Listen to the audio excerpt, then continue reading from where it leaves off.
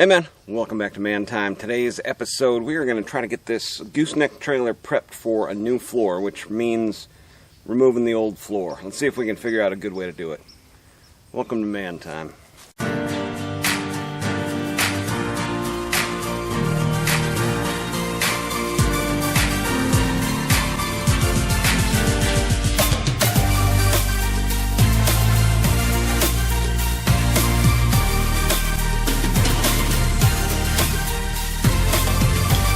Well, I pulled this trailer up out of the tree row or off of the front field, and you saw in that last video there, I just crashed and burned right into the thing. I had to actually cut trees out of it to get it out, where I could start working on it.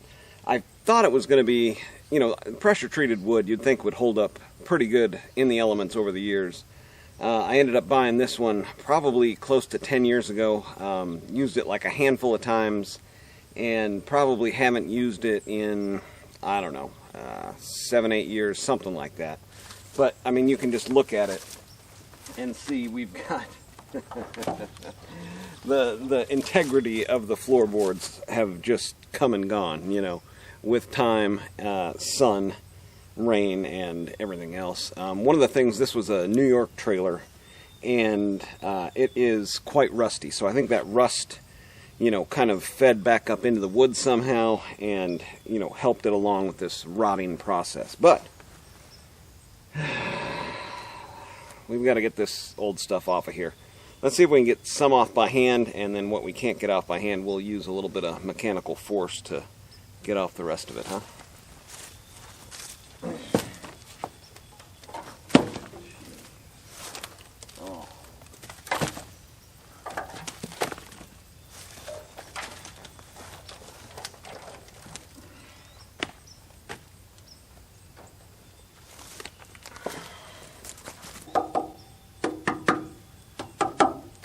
I mean, structurally it seems like everything is fine. This was actually a really nice, well-built commercial gooseneck.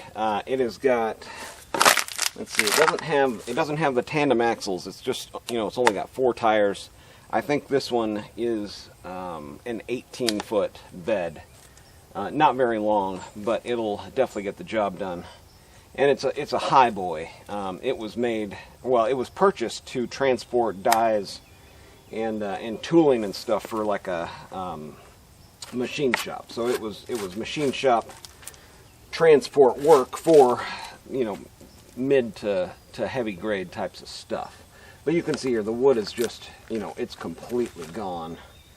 Let me throw some of this away and then we'll try to pick off some more of them here. So I was anticipating having to replace this section. This section was actually failing, when I parked it right behind, the back tires is typically where it's going to fail. You can see it's got some metal diamond plate right over the tires, which is, saved that out and everything. But let's see how tough this stuff is going to be to... Oh, gee. It's just... There's just nothing left. Just nothing left. Well, I guess that's going to make it easier for removal. Boy. Oh, jeez. Well, I am gaining a little bit of weight, but I figured maybe it was just me and why it was so easy to fall through this floor. But, I mean, it's definitely the floor. Oh man, well this will give me a chance to get under here and clean all of this stuff up. Clean out all these traps of dirt and rust, and really do a good job, getting a new floor on it. All right, this is going pretty quick. As I'm going through here, I'm taking some notes on what I'm going to be replacing, and it looks like the boards that they used here were pressure treated 2x8s, and we've got 1, 2, 3, 4, 5, 6, 7, 8, 9, 10, 11, 12, and then like a half a piece, so 13 pressure treated 2x8s.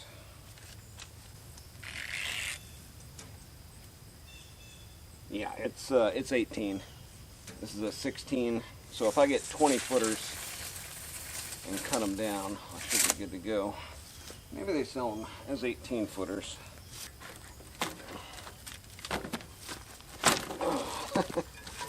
I thought I was going to run into some problems. Not the case.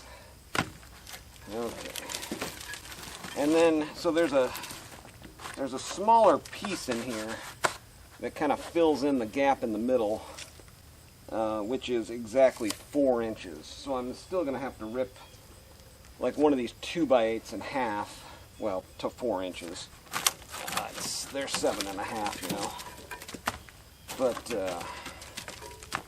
yeah, the 18 should get it.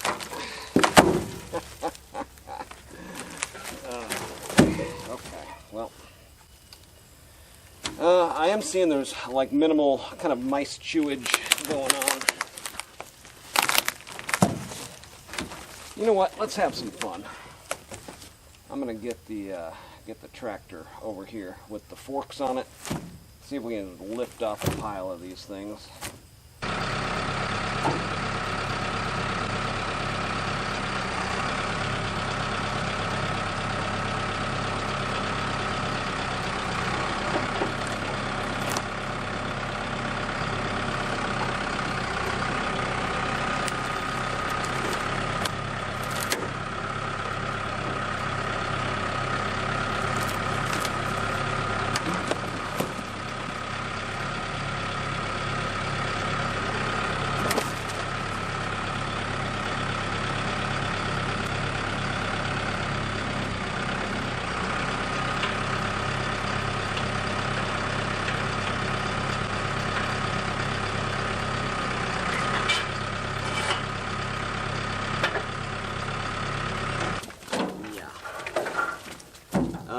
Not a lot of structural integrity left.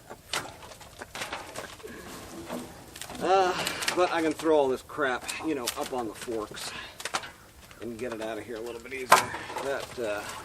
Yeah, if I was able to pull it out that easy with my hands, you know, no wonder. Definitely needs a new floor, huh?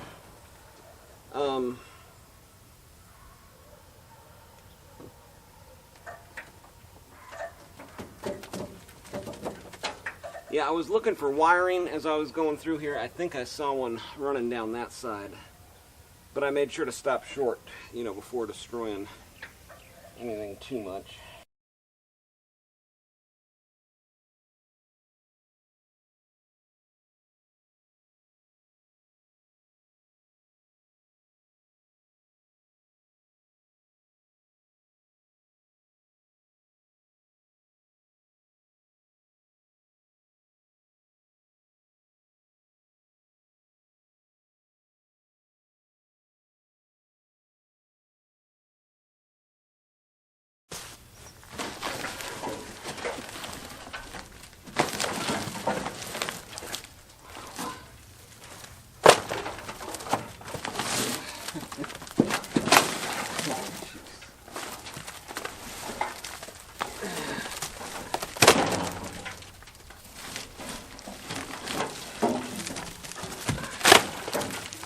I mean, there's just nothing left.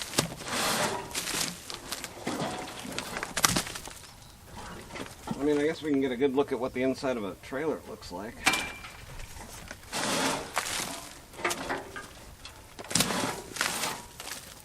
I did get this trailer like dirt cheap.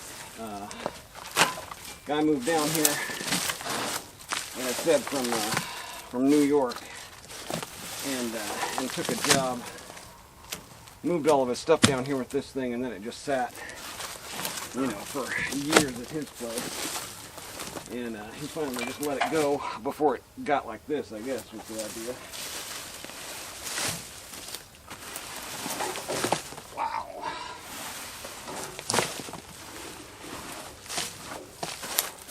Yeah, I brought like breaker bars out thinking I was going to need, you know, some sort of mechanical assistance happening here.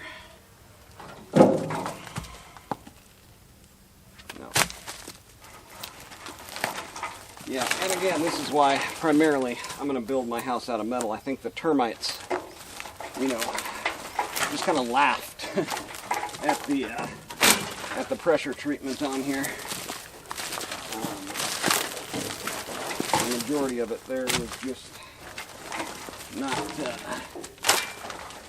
going to hold up over time. Okay. That looks like a pretty good start.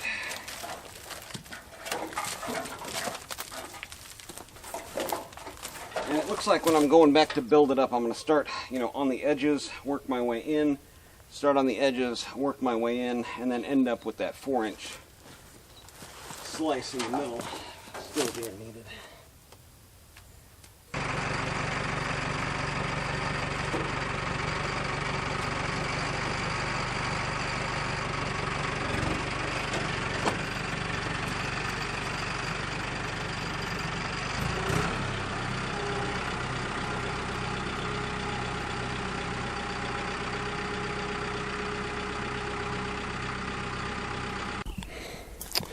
Well, men, what can we learn from this scenario? Maybe that pressure-treated wood is finite. This one here is probably around a 2010 model. Somewhere is right in there, maybe 2005 at the earliest. But it it turned out to be in pretty rough shape from sitting for all these years. Like I said, it's probably sat for me for, I don't know, 10-ish years. A nice thing about this one, it does have the ramps built in, so that's really cool. And this lip back here that holds the ramps, you know, didn't do too bad, although some holes drilled in it is probably going to happen, at least, you know, one on the end here and one on the end down there, so that water can drain out of there, because you can see it's pretty cruddy in there. But yeah, pretty nice setup, really. It's got this pin you remove to get the ramps out of there, pull the ramps out, and then they just clip in to this lip here, and again, the lip is still nice and sturdy. But yeah, you can see there, we've got a row of screws on the back to hold it in, and then of course screws right here behind this metal fender, and then a row of screws, you know, down here, row of screws here, and then another row here. So it looks like we've got, you know, it hooks in kind of underneath the lip in the front there, lip on the sides. So there's no screws along the front. So we got 1, 2, 3 clear ones, and then the fourth one has a row of screws. 1, 2, 3 clear ones. Fourth one with a row of screws. 1, 2 row of screws. 1, 2 row of screws. So that is kind of the deal there. Next steps are going to be air up the tires, get it to a pressure washer. I may just drive it down the road once I get some air in the tires, take it to an actual, you know, pressure wash place. That sounds like pretty much the best idea. Get it pressure washed, and then bring it back up here, get a grinder, grind out all these screws, and then make a trip to the hardware store. Might be able to make a trip to the hardware store and the pressure washer place at the same time. I've still got it registered. It's so hard to re-register a vehicle. I've just kept it up. Okay, man. Well, that is going to do it for this episode. I have got a bunch of other stuff to do around the property here. I don't have time to run this into town and get it filled up with wood and get it pressure washed and then grind all this stuff up. I may have time to do that in a future video. So if you'd like to see that, make sure to hit that thumbs up and subscribe. That way you don't miss anything. Homesteading, farmsteading, building the barn dominium, all that good stuff happens right here on Man Time. Get out there, have you some man time too.